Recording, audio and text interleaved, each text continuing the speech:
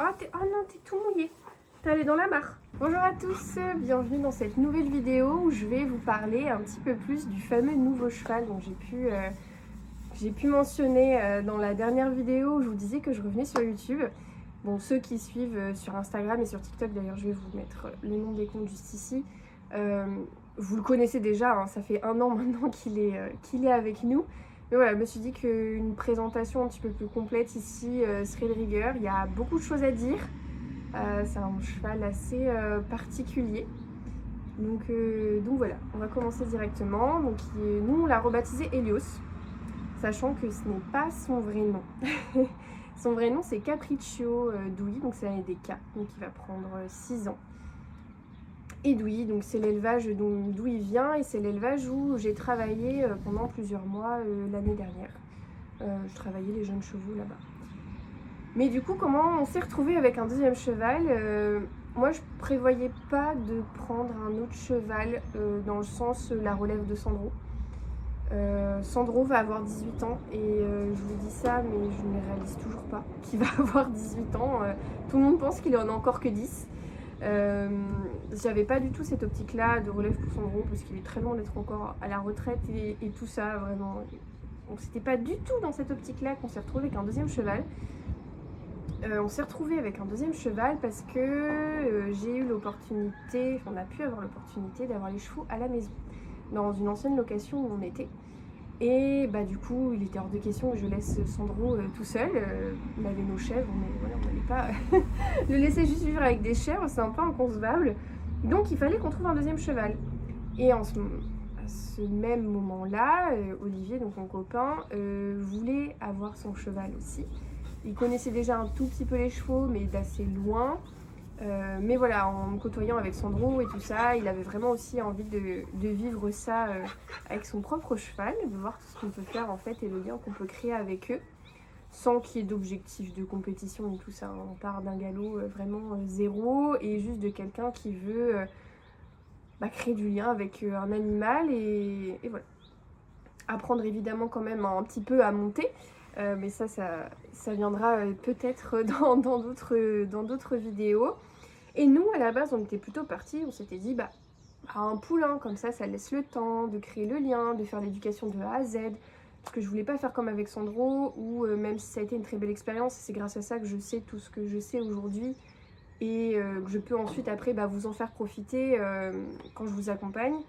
On s'est dit, encore un cheval avec un petit peu d'âge et il faut tout recommencer, tout déconstruire pour reconstruire. Bon, on l'a fait, c'était une super aventure.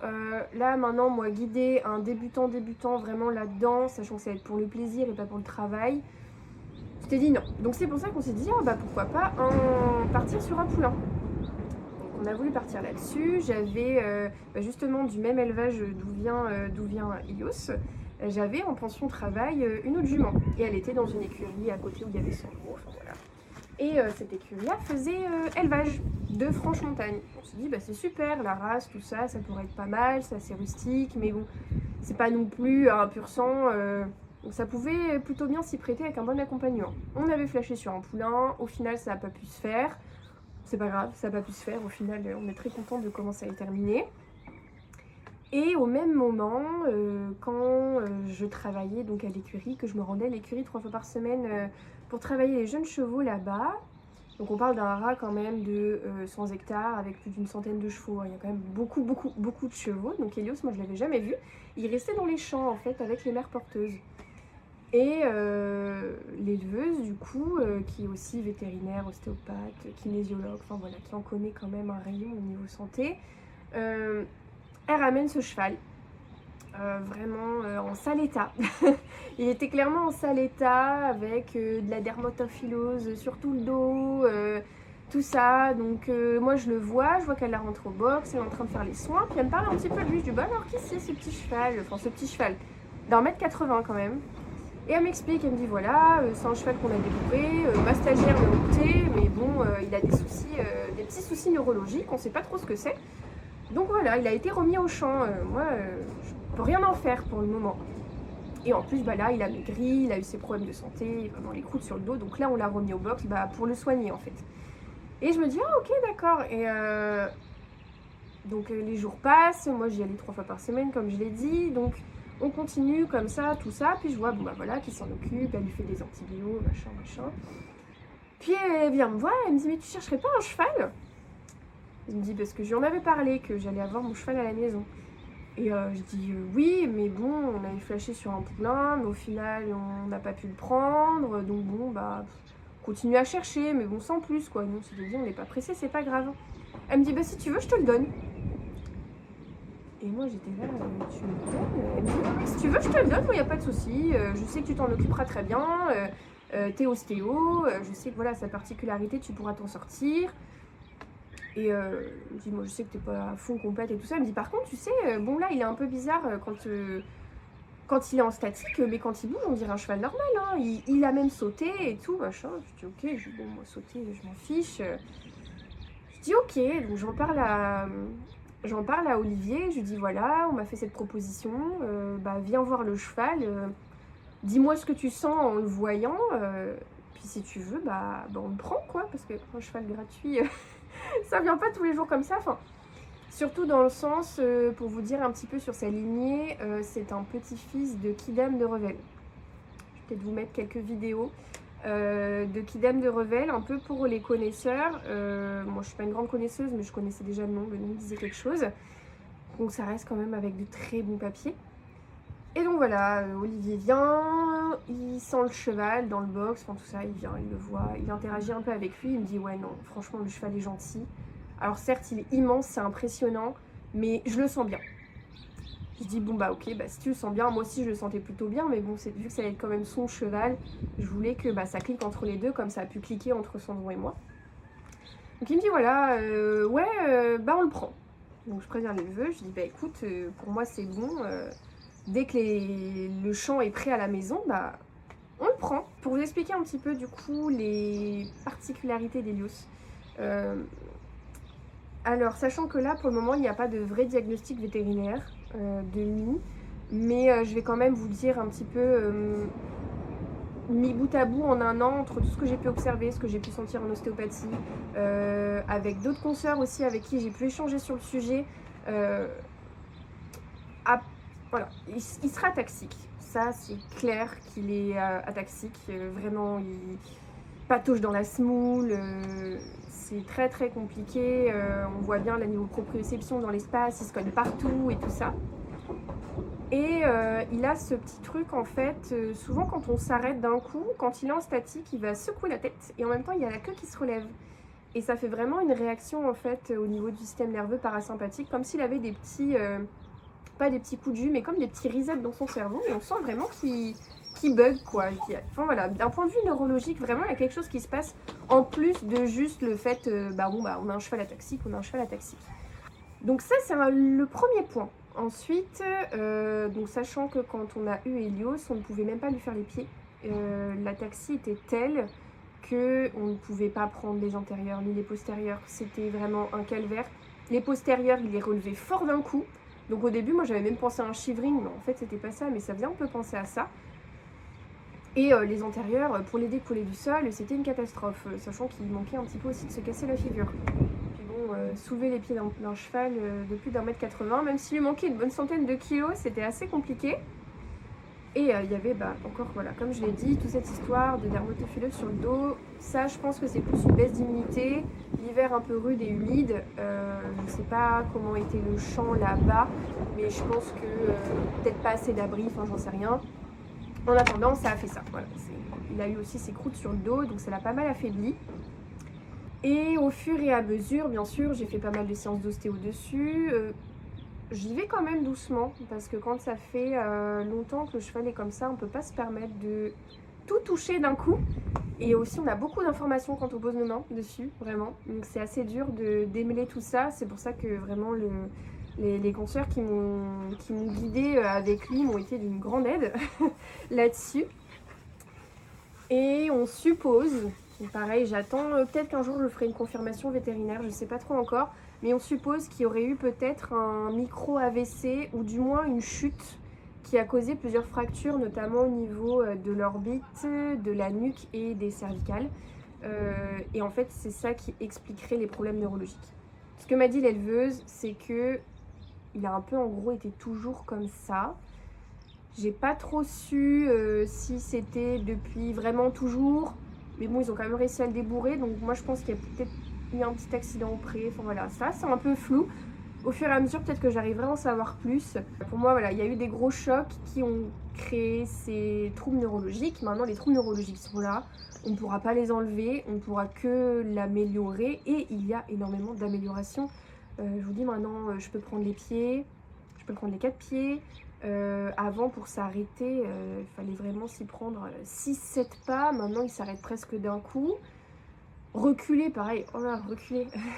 C'était un enfer de reculer, hein. Vraiment, déjà, il n'y arrivait pas, il nous fonçait dessus. Pas par méchanceté, mais parce que vraiment, le premier réflexe, en fait, c'était le mouvement en avant. Et en plus, il levait fort les antérieurs derrière. Enfin voilà, je vous dis, des fois, quand on regarde les vidéos, quand on regarde, on se dit, oh là, mais c'est quoi ce canasson? C'est un cadeau empoisonné. C'est vraiment un gentil géant, quoi. C'est-à-dire que pendant tout le process, là, depuis qu'on l'a... il a été mais que adorable. Quand on a nettoyé les croûtes, ça faisait du pu, c'était un enfer, adorable. Les pieds, on voyait vraiment qu'il avait envie d'essayer, tout ça, adorable. Enfin, voilà, au niveau des soins, il a été vraiment hyper gentil. Ça reste un jeune cheval, il y a beaucoup d'éducation encore à faire. Donc moi, je continue, surtout d'un point de vue éducation, comme moi j'aimerais que mes chevaux soient éduqués. C'est pas éduqué tout à fait de la même manière que quand ils sont destinés au concours comme ça dans les gros élevages.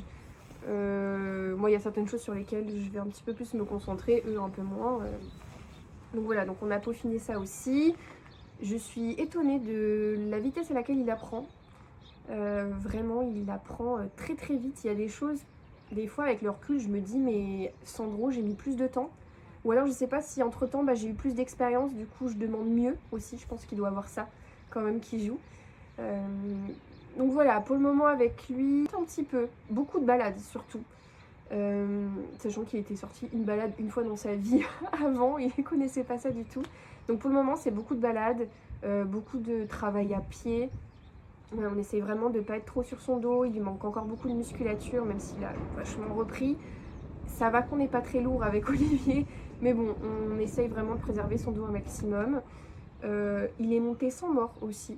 Au début, je lui mettais un mort, mais quand il tourne la tête et que quand on lui présente le side pull, il colle, il met le nez dedans, bon, le choix est vite fait. Hein. Bon, mon coco, si tu veux, pas de problème, on met pas de mort, moi je m'en fiche.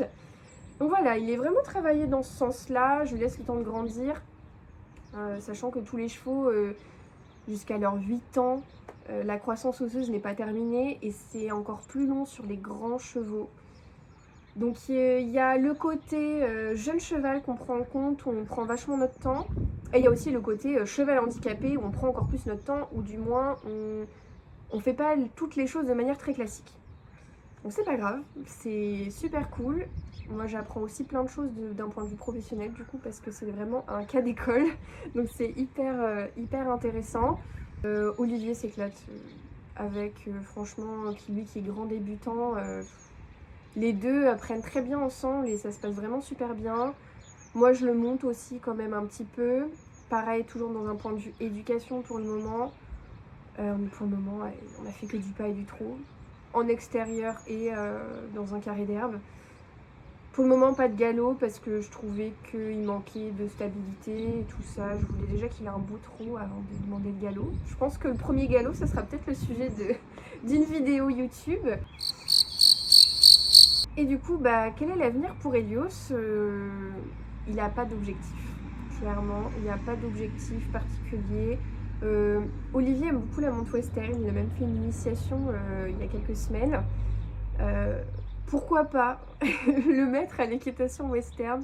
Ce serait assez rigolo. Il a clairement pas la race ni le physique pour, mais bon, j'ai bien un pur race espagnol qui saute comme un dieu, donc bon. Alors, on peut essayer, c'est pas grave.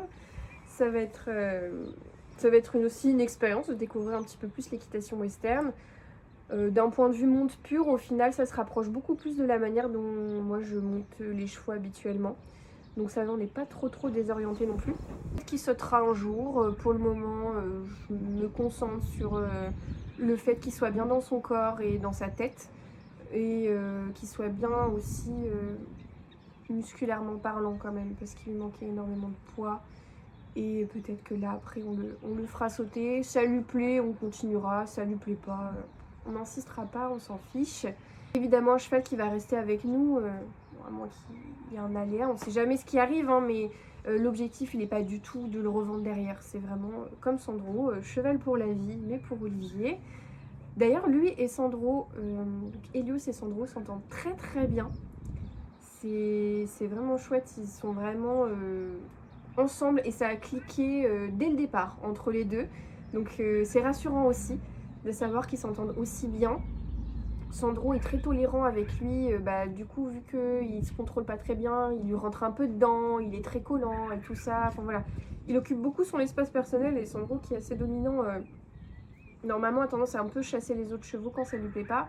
Et là avec Helios, bon voilà, il est pas bête, hein, les chevaux ne sont pas bêtes de toute façon, il sent qu'il a du mal et qu'il a cette particularité, ce handicap, donc il est aussi très très tolérant avec lui là-dessus.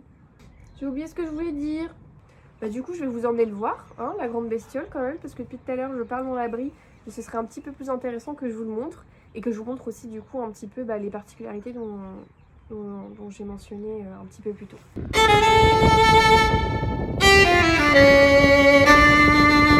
Il a la peau vraiment très fragile, mais il perd en fait un peu des touffes de poils comme ça, voilà.